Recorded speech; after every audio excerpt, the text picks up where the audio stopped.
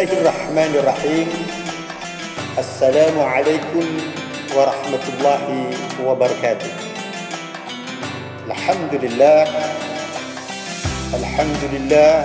nahmaduhu wa nasta'inuhu wa nastaghfiruh wa na'udzu billahi min shururi anfusina wa min sayyiati a'malina. Man yahdihillahu fala mudilla lahu wa man yudlil fala hadiya lahu wa la haula wa la quwwata illa billahil aliyyil azim.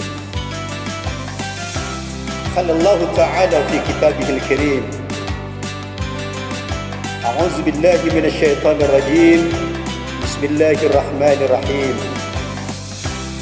Ya ayyuhallazina amanu kutiba 'alaikumus shiyam kama kutiba 'alal ladzina min qablikum la'allakum tattaqun.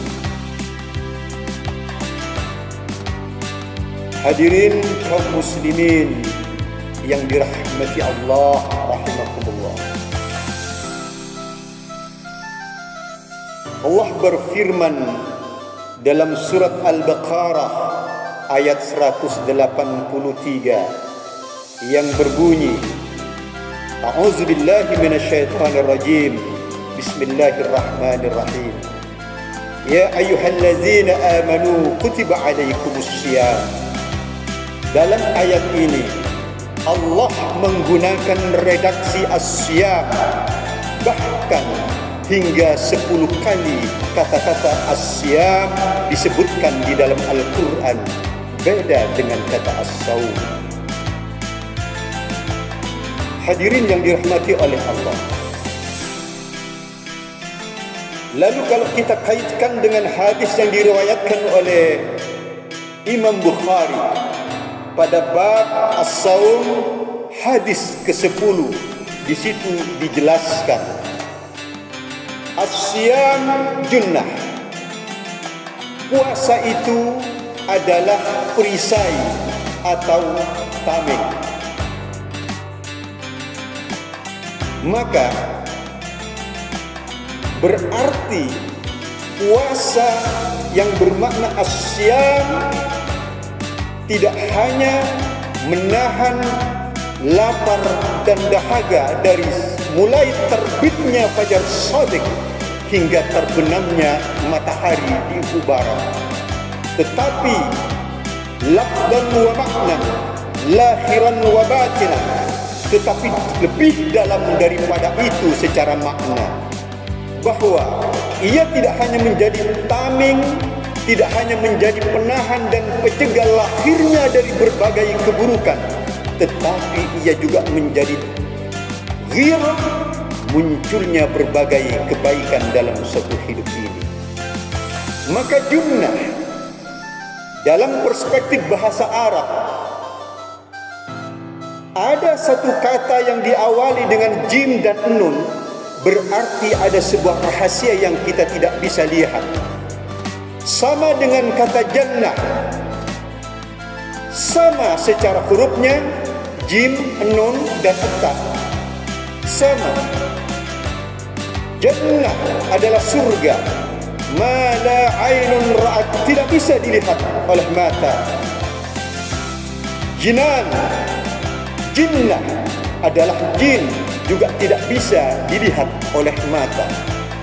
Maka sangat aneh kalau orang bisa melihat jin, atau mungkin dia melakukan pengembaraan dan pencarian dalam misteri alam gaib. Ini berarti ada yang masalah dalam sebuah berpikir. Sama dengan janin, tak bisa dilihat, tetapi ketika dia sudah berwujud manusia, in beda dengan kata jim dan nun, alif dan nun berarti tampak dan halus, beda dengan jinnah berarti kasar. Oleh karena itu Bapak Ibu, berarti ada sebuah peristiwa yang tidak bisa dilihat di dalam puasa Ramadan dan tidak pernah ditemukan di dalam aktivitas ibadah yang lain di luar Ramadan. Karena di dalam bulan Ramadan orang merasa enggan melakukan sebuah keburukan kepada orang lain. Ia menahan diri karena ia sadar bahwa ia sedang melakukan ibadah puasa. Tetapi selain ia menahan, ada giroh untuk melakukan sebuah kebaikan yang ini belum pernah kita temukan di sebuah aktivitas ibadah-ibadah yang lain di luar bulan Ramadan. Oleh karena itu Bapak Ibu, maka pada kesempatan kali ini kita berharap kepada Allah, puasa kita menjadi junnah, adalah perisai bagi diri kita untuk menjadi tameng menolak dari berbagai keburukan dan melahirkan berbagai kebaikan dalam hidup yang dapat melahirkan junnah itu sebagai jannah, pengharapan bagi kita kepada Allah Subhanahu wa taala. Jadi junnah melahirkan surga, dan mudah-mudahan inilah yang kita harapkan dalam puasa yang kita lakukan pada saat ini. Oleh karena itu, hadirin yang dirahmati oleh Allah, dalam sebuah hadis yang lain disebutkan, man shoma ramadana imanan wa ihtisaban ghufira lahu ma taqaddama min dhanbi.